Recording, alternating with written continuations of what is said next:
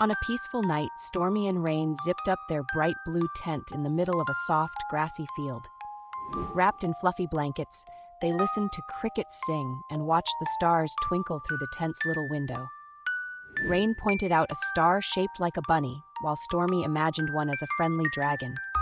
The air smelled like fresh grass and warm cocoa. They whispered their dreams to each other, giggling quietly so they wouldn't wake the fireflies. Safe, cozy and happy, Stormy and Rain drifted into sweet dreams. Subscribe for more relaxing videos.